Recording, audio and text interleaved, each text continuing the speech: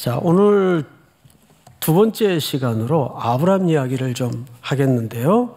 오늘 말씀의 제목을 좀 잘 보세요. 아브라함의 환대와 하나님의 계획입니다. 이걸 좀 더 풀면 이런 의미가 되겠죠. 아브라함의 환대를 통해서 드러난 하나님의 계획이라고 보면 이해가 쉬울 것 같아요. 자, 우선 이 창세기 18장에는 크게 두 덩어리로 구분되어 있습니다. 마지막 절까지. 그래서 오늘은 전반부만 좀 살피려고 합니다. 첫째 15절까지는 이제 오늘 우리가 살펴볼 내용인데, 아브라함의 환대에 대해서 소개를 아주 유별나게 독특하게 구체적으로 성경 기자가 소개를 하고 있어요. 그런 걸로 봐서 이 성경 창세기에 나타난 아브라함의 환대는 우리가 그냥 지나가기에는 그 무게가 어마어마하게 많은 메시지를 담고 있습니다. 그리고 이제 나중에 나머지 하반부에는 아브라함이 하나님에게 소돔의 구원을 위해서 중재자로 나서는 그림을 소개하고 있습니다. 그래서 오늘은 전반부만 살펴보겠는데요. 자, 1절을 한번 볼까요? 1절.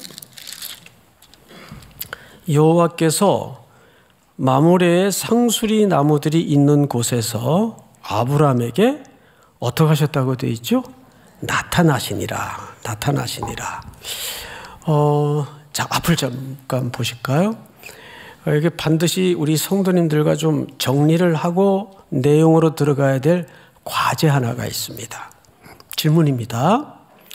아브라함은 어느 날 뜨거운 낮에 만난 이 나그네들을 신의 존재로 알았다, 몰랐다? 이게 질문이에요. 자, 알았다는 분 한번 손 들어보세요. 알았다. 꽤 되네요. 몰랐다.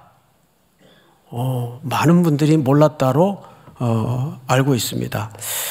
자, 그러면 성경을 한번 보십시다. 제 해석보다는 히브리서 13장을 좀 띄워주실까요?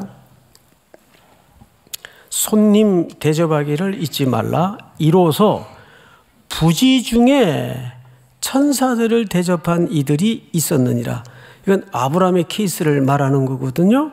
자, 그러면 여기 아브라함이 뜨거운 낮에 목격한 이 나그네들을 신으로 인식했다는 얘기예요? 몰랐다는 얘기예요?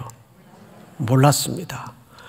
우리 마태복음에도 보면 25장에 제가 이야기로 설명을 드릴 텐데, 좌편에 우편에 각각 염소와 양이 나뉘어 앉습니다. 그 의인들이 우편에 앉게 되죠. 예수님이 그 의인들을 향해서 이렇게 말씀하셨어요. 너희는 내가 줄일 때 먹을 것을 주었고 헐벗을 때에 입을 것을 주었다. 갇혔을 때 돌아봐 주었다. 그랬더니 의인들의 입장에서는 반응이 어땠어요? 예수님 기억하고 계셨군요. 제가 그럴 줄 알았습니다. 그랬나요? 아니에요. 언제에? 경상도 말로 우리가 언제에? 몰랐어요. 그냥 내 현실과 현장에 어디서나 만날 수 있는 그들을 외면하지 않고 돌봐주고 먹여주고 섬겼는데, 훗날 예수님은 그것을 누구에게로 한 것으로 동의어로 처리하죠? 예수님 자신을 돌봐준 것으로 동일하게 여겨줍니다. 그러니까 그 의인들은 그것을 할 때 몰랐다는 얘기예요. 그러니까 오늘 여기서도 보면 아브라함이 이 나그네들이 신의 현현인 걸 알고 대접한 게 아니라 모르고 대접했어요.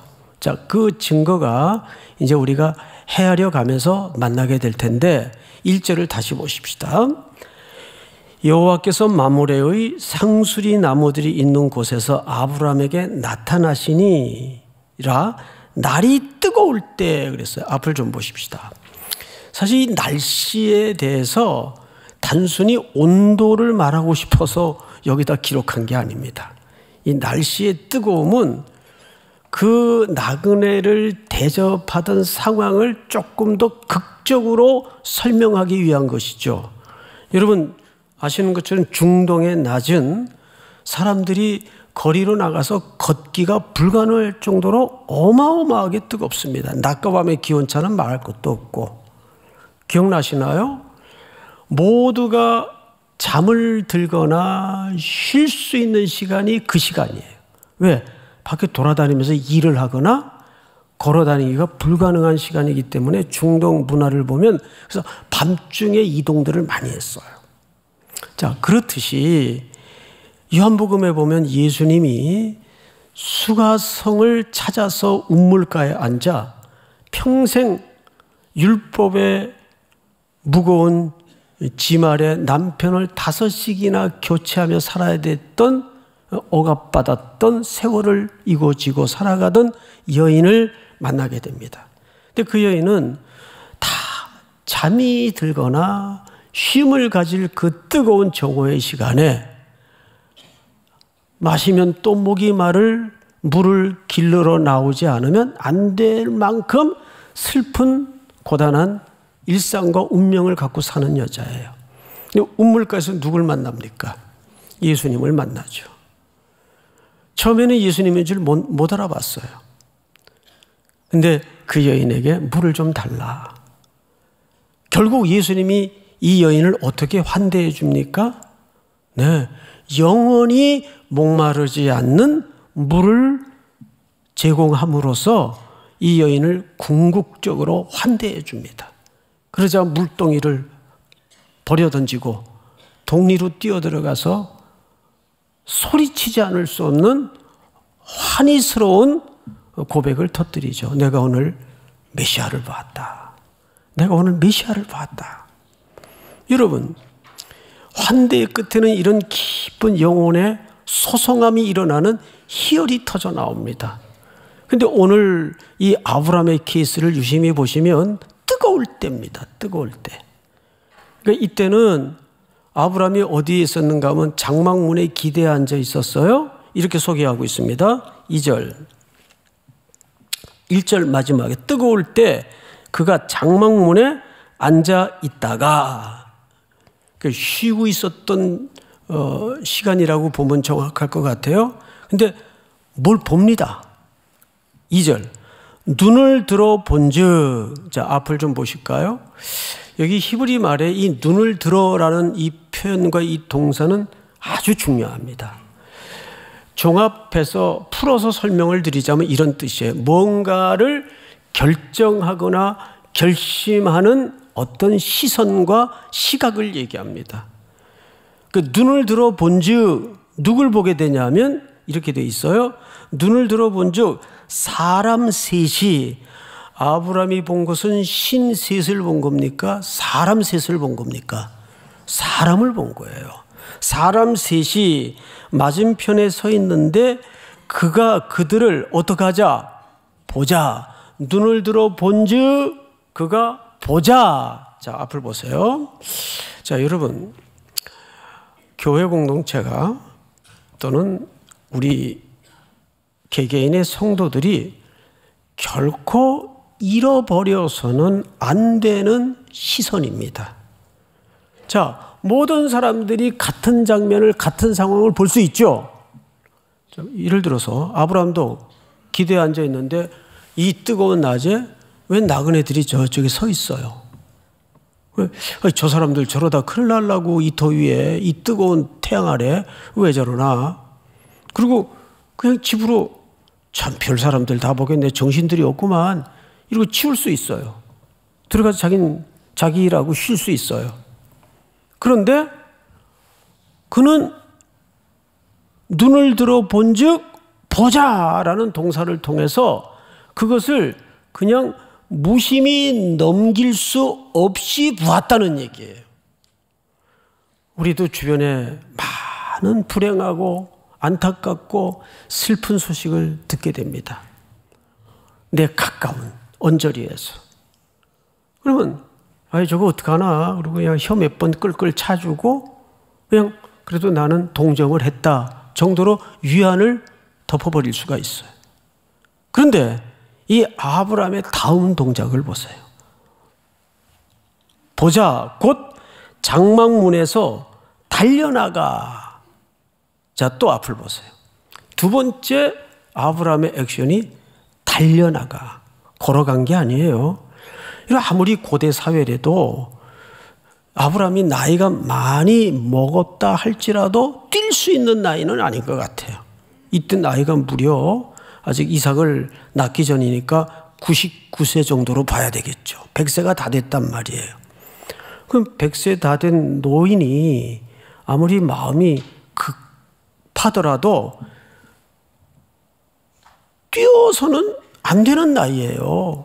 그런데 그 생물학적인 물리적인 상황을 뛰어넘는 가슴에 뭐가 있었어요. 아유, 큰일 났다. 저 사람들 저대로 뒀다간 이 벌판에서 가다가 저거 무슨 일 난다. 그게 눈에 들어온 거예요. 여러분들 시선에도 이런 봄의 복이 있어야 돼요. 바라봄의 복. 똑같은 상황, 똑같은 이야기를 듣고도 그냥 무시해버리거나 흘려보내는 영혼이 아니라 이런 걸 볼 줄 알아야 돼요. 특별히 시대 앞의 교회가 잃어서는 안 되는 시선입니다. 믿습니까? 그 다음에 뭐 해야 돼요? 달려가야 돼요. 달려가야 돼요. 그냥 동정은 누구나 할 수 있어요.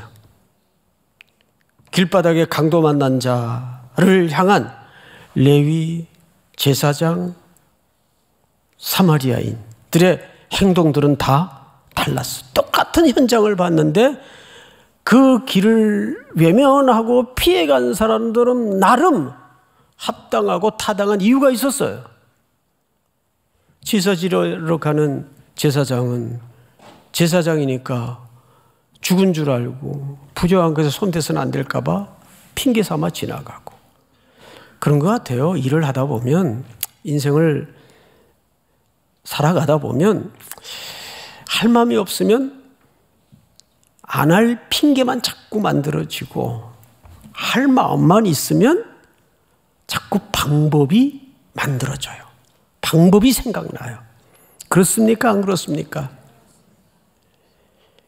달려가서 이 기민한 동사가 우리 교회 공동체와 내 개인의 삶에 반드시 회복돼야 됩니다. 제가 오래전에 부흥사경의 강사님을 섭외했어요. 근데 이제 날짜가 거의 다 됐는데 포스터 다 돌리고 광고도 1년 전부터 하고 또 순서도 다 만들어 놓고 그런데 갑자기 강사가 못 오겠다는 거예요. 이게 애들 장난도 아니고 개인 대 개인의 약속도 아니고 당신 정신 나갔냐고, 뭔 소리냐고 용서해달라고 그러면서 나중에 알고 봤더니 그때 세계적인 대지진이 났어요. 어느 나라에서. 그게 막 건물이 무너지고 깔리고 생사가 확인 안 되는 사람들이 수천 명이 지금 잠복 사망자가 우려스러운 다급한 시기였어요. 그 교회 성도들하고 봉사단 꾸려가지고 물품 준비해서 나중에 뉴스에 보니까 거기 가 있더라고요. 거기 이 양반이. 그래서 시간이 오래 흐른 후에 제가 그때 열불났던 생각을 하면, 그래서 어쨌든 제가 하루 때우고 급하게 다른 강사님 또 대타로 해서 집회는 어떻게 끝났어요. 그런데 집회는 누구도 대신할 수가 있어요. 그렇죠?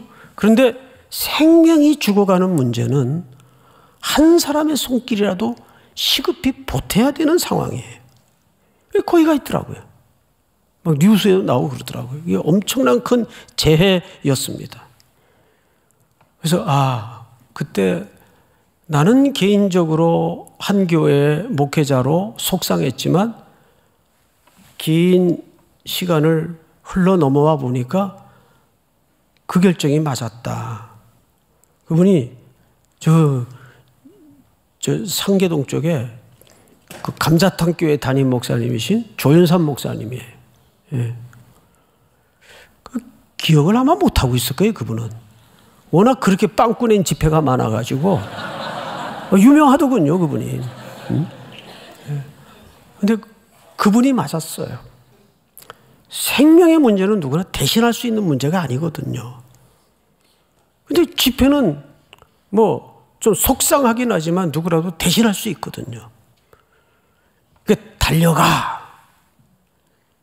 우리 3.1 공동체가 내 남은 이 땅의 나그네 삶 속에서 이걸 회복해야 돼요.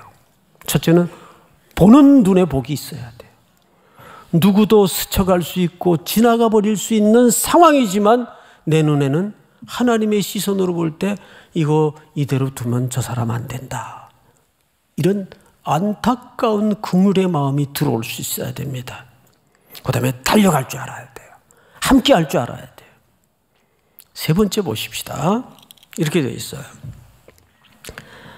달려나가 영접하면 2절 하반절입니다. 몸을 땅에 굽혀 그랬어요.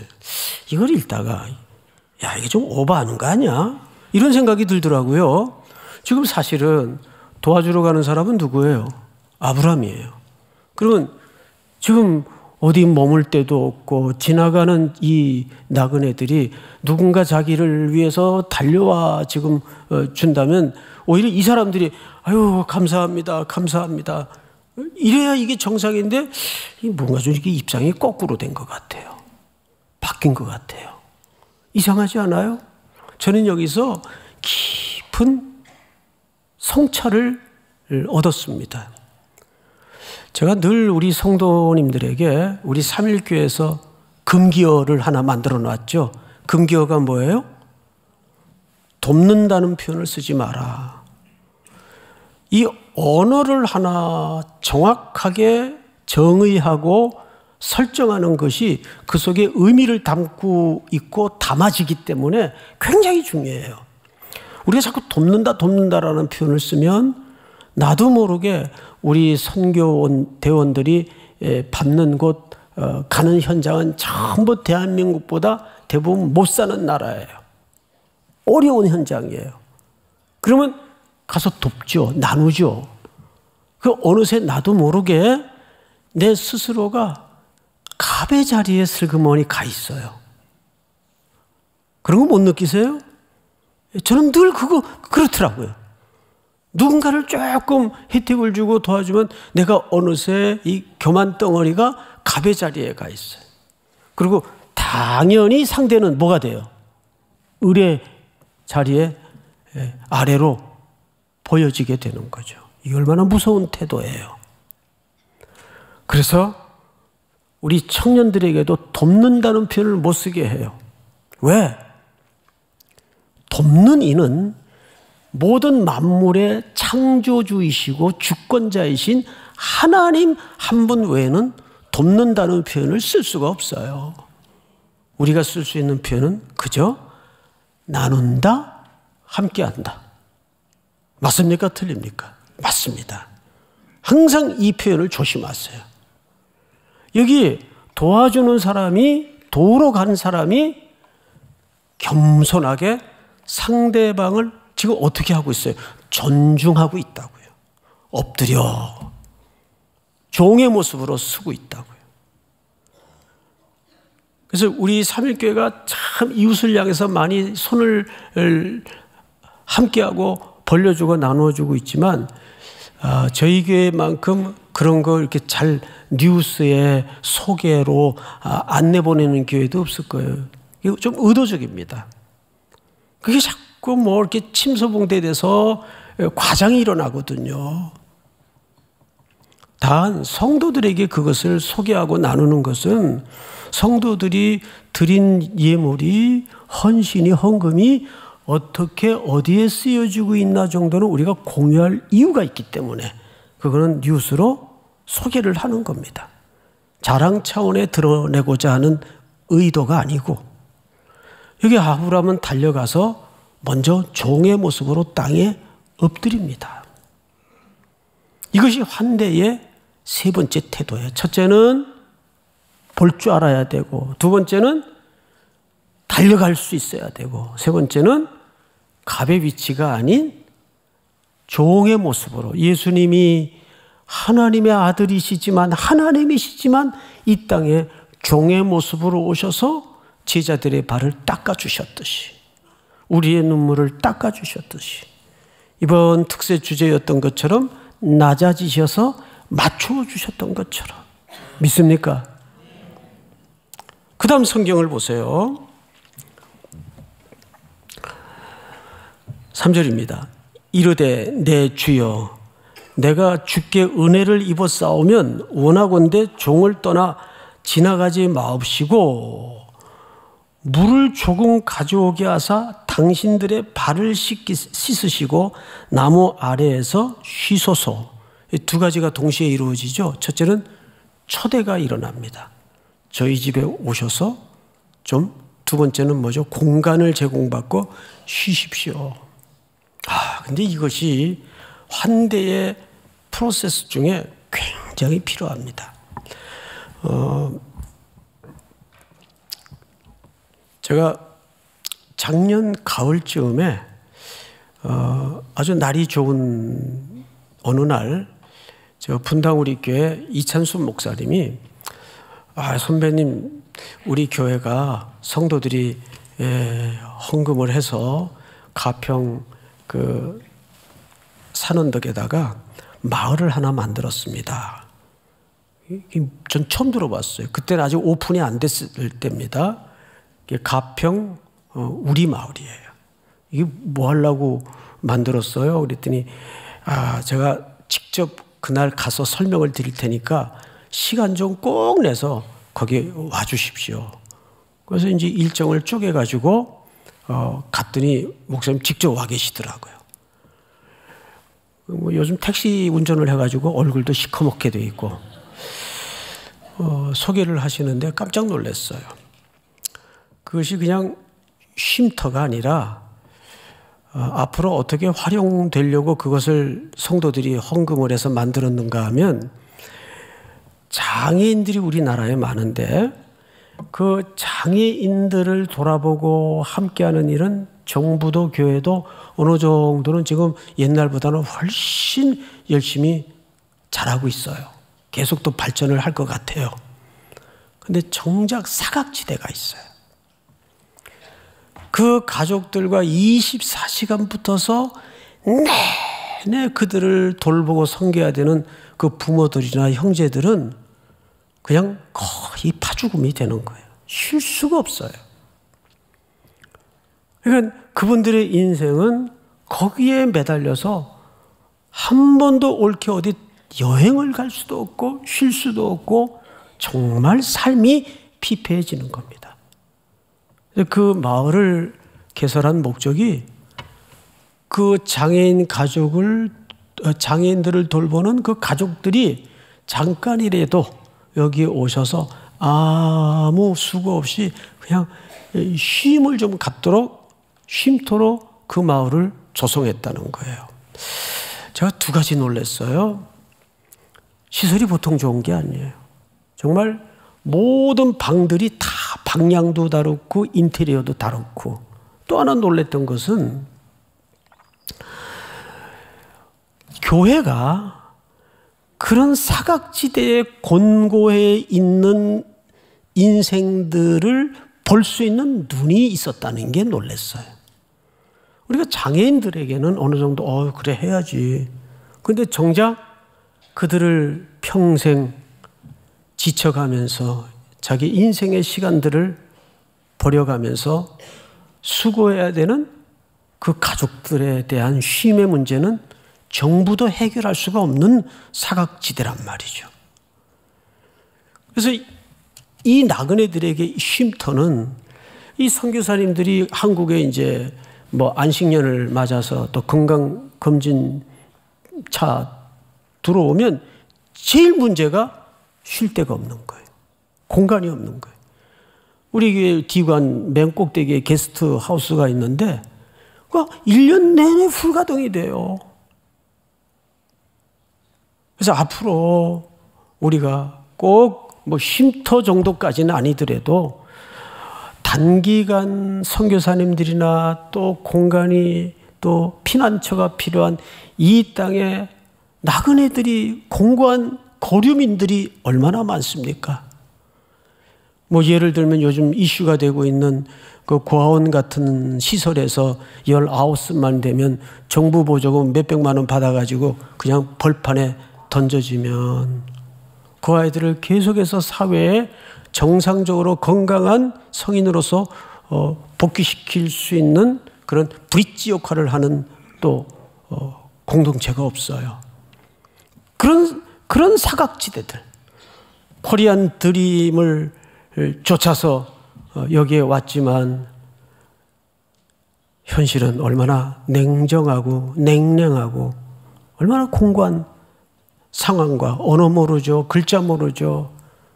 또 주인 잘못 만나면 물론 그렇지 않는 주인들도 있어요.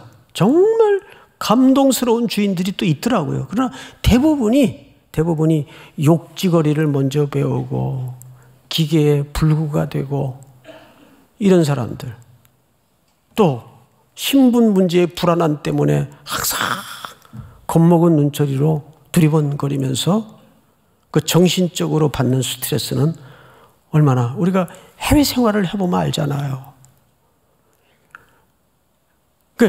이런 거를 볼 줄 알아야 되고 이런 영역에 있어서 우리가 달릴 줄 알아야 되고 그들을 대할 때 우리가 겸손하게 종의 모습으로 그들을 존중하는 태도로 그들을 맞이해야 된다는 거죠. 그리고 그들을 초대하고 그 다음에 쉼터를 제공하고 뭘 제공하는가 이제 마지막에 한번 볼까요? 이렇게 되어 있습니다. 5절 내가 떡을 조금 가져오리니 당신들의 마음을 상쾌하게 하신 후에 지나가소서 당신들이 종에게 오셨음이니이다. 자, 여러분 참 이걸 아브라함의 오지랖이라 그래야 될지.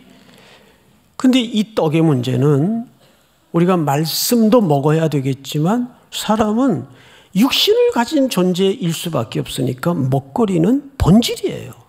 우리 살아가는데 본질적인 문제라고요. 그래서 교회 식당은 항상 열려 있어야 되고 먹을 것을 제공해야 됩니다.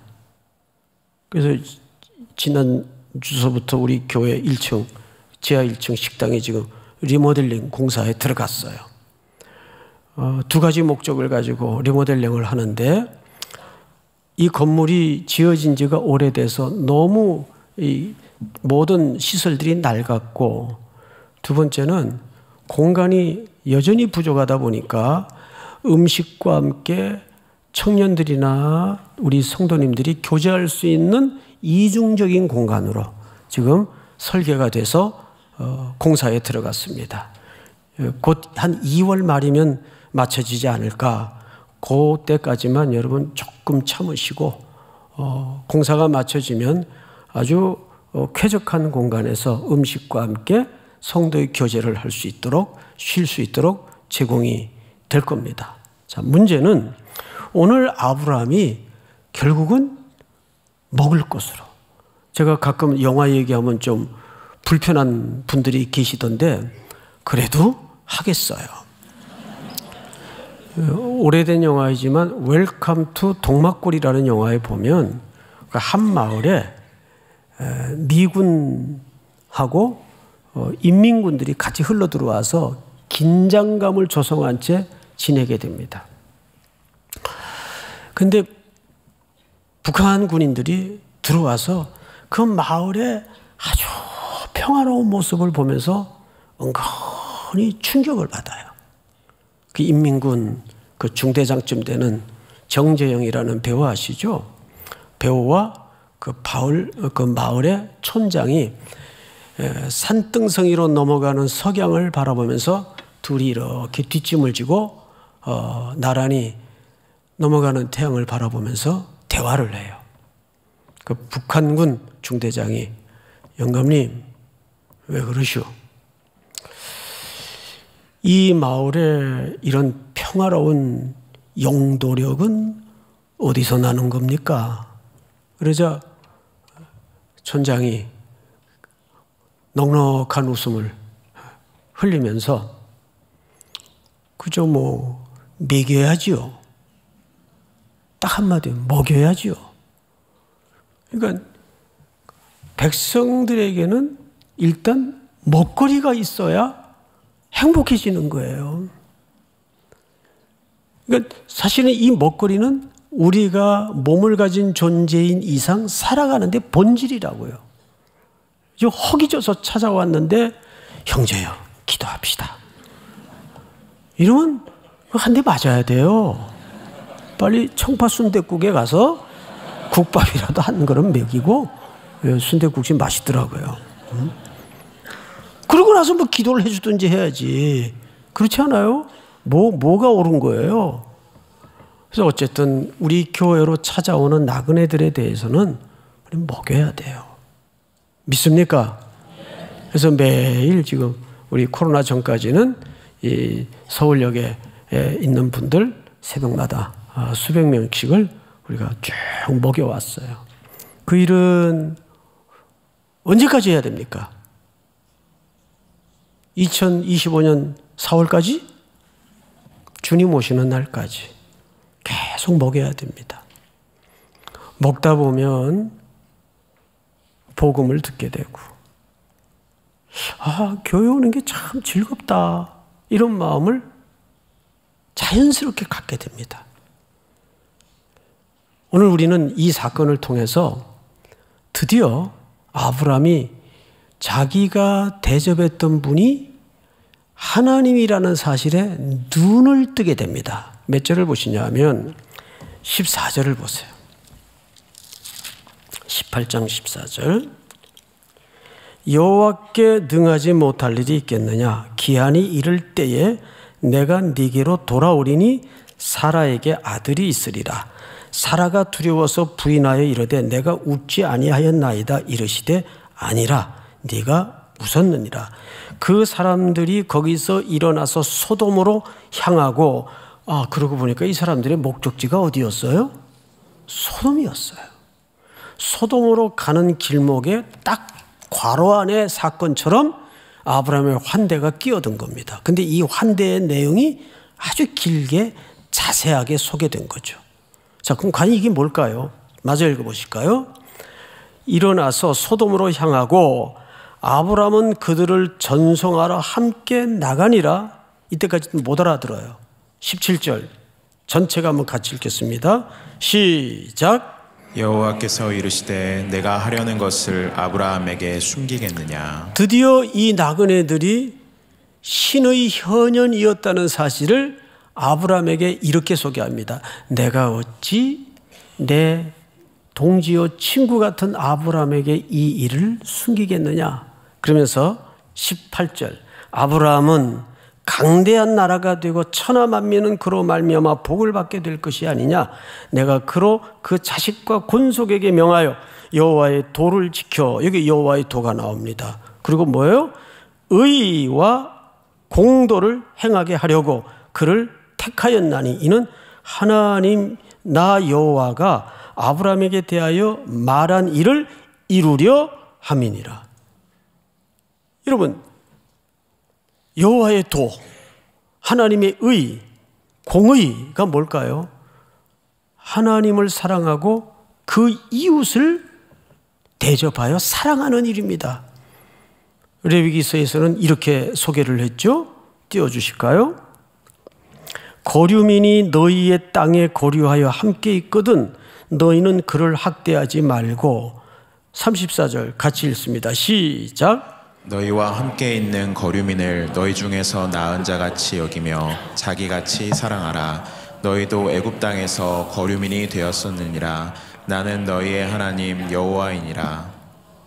이렇게 아브라함의 환대를 통해서 마지막에 하나님은 자기를 드러내시면서 하나님의 계획을 아브라함에게 다시 알리고 확인시켜 줍니다.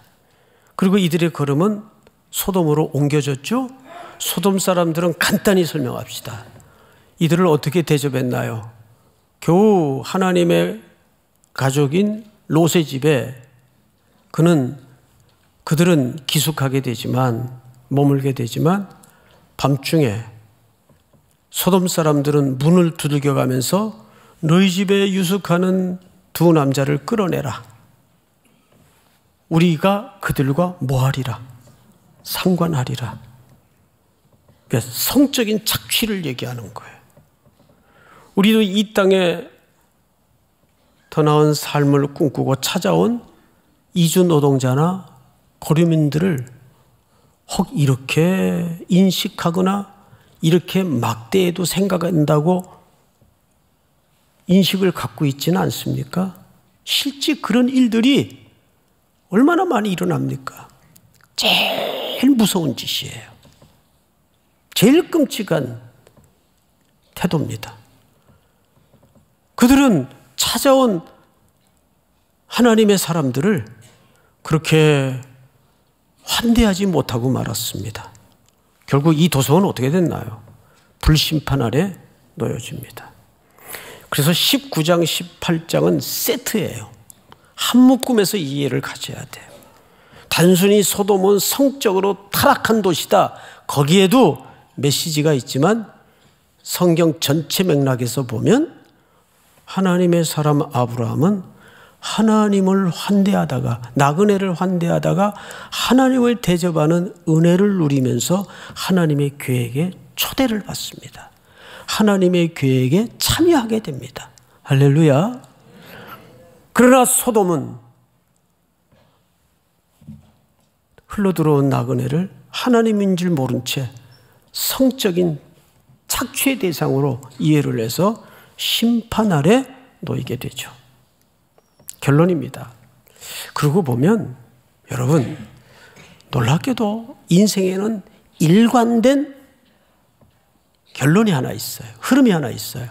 하나님은 언제나 우리가 피하고 싶은 일들, 마주하고 싶지 않는 일들 속에 하나님의 은혜와 복을 감추어 놓습니다. 일이 늘 그렇게 흘러가요. 저도 돌아보면 대학 다닐 때 그랬어요. 내 친구들은 다 주일날 넥타이 매고 하얀 와이셔츠에 양복 딱 입고 교회 가면 전사님 이러고 대접받고 박수받고 사역을 하는데, 나는 막 걸레 짠 손에 그 장애인교회 사찰로 있었으니까. 사찰이 뭔지 아세요? 청소하는 사람. 그러고 생활을, 그것도 장애인교회. 전부 앞을 보지 못하는 교회. 너무 하기 싫었어요. 근데 갈 데가 없어요. 그러니까 억지로 있었던 거예요. 내가 무슨 장애인들에 대한 비전이나 꿈이 있어서 거기 있었던 게 아니에요. 먹을 데도 없고 갈 데도 없고. 억지로 오랜 세월을 그렇게 그 불편한 분들 곁에 저를 밀어넣으시더라고요. 정말 하기 싫었어요. 나도 언제 좀 넥타이 매고 이 번듯하게 전사님 그러면서 한번 소리 듣고 사역해보나. 그런 마음을 안 가졌겠어요? 근데 그들과 그렇게 오랜 세월을 함께 하면서 점점점 그들의 고통의 눈이 열어지게 되고 하나님이 눈을 뜨게 하더라고요. 그들의 슬픔에 마음을 나누게 되고. 그래서 돌아보니까 저의 오랜 목회의 시간 속에 그때 그 13년의 세월이 없었다면 저는 인간 안 됐을 것 같아요. 그저 여느 사람들처럼 그저 규모나 따지고 숫자나 헤아리고 이런 소질이 너무 많다는 걸 제가 알아요. 본질이 교만덩어리라는 걸 아는데 그때 그런 낮아지게 밀어붙이시는 하나님의 그 피하고 싶은 시간들이 내 인생에 없었다면 사람 모양 됐을까? 안 그래도 계속 꿀뚝꿀뚝 이 교만의 그 삭시 틈만 나면 올라오는데 틈만 나면. 그러니까 하나님은 언제나 내가 피하고 싶은 일. 이게 아브라함의 오지랖이 아니에요. 제가 뭘 그렇게 쓸까 하다가 그냥 아브라함의 오지랖이 아니라 하나님께서 아브라함을 통해서 복을 감춰 놓은 거예요. 은혜를 감추어 놨습니다. 하나님의 경영에 아브라함을 초대하시는 사건이었어요. 믿습니까? 2023년 1월 이제 두 번째 주입니다. 올 한 해는 여러분들의 인생과 걸음에도 이런 순종의 걸음이 알겠습니다 주님, 이 대답 외에는 내가 하지 않기로 작정하여 또 순종하기로 저문을 나서는 은혜가 있기를 축원하고 축복합니다. 다 일어나십시다. 449장 우리 1절 마지막 절만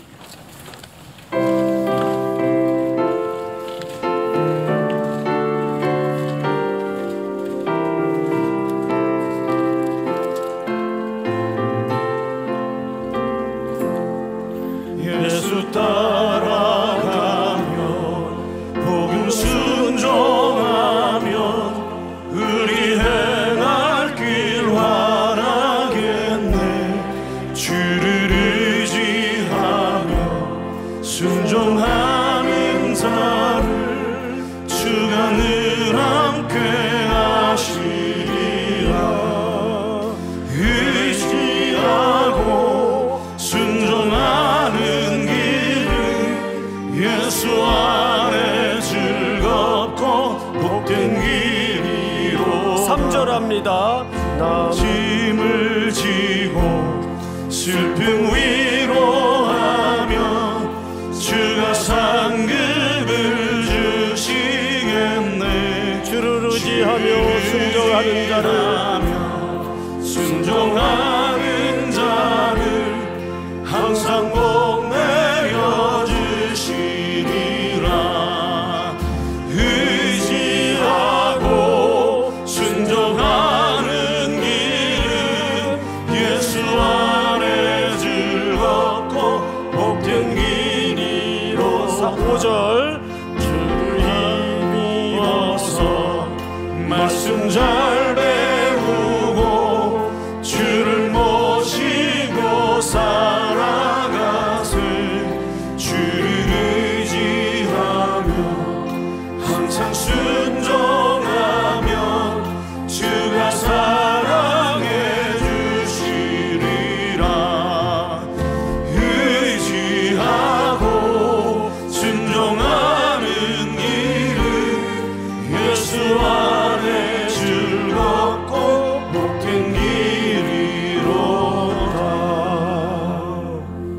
지금은 우리 구주 예수 그리스도의 은혜와 하나님 우리 아버지의 놀라우신 사랑하심과 성령님의 교통 위로 충만케 하시는 은혜가 머리 숙여 경배를 드리며 다시 마주하고 싶지 않은 현실과 상황에 네 순종하겠습니다 고백하며 저문을 나서는 사랑하고 사랑하는 우리 귀한 3일의 청년들 성도들, 머리 위에 해외 군에 멀리 출타 있는 가족들, 복중의 생명까지 영원토록 함께 있을지어다. 아멘.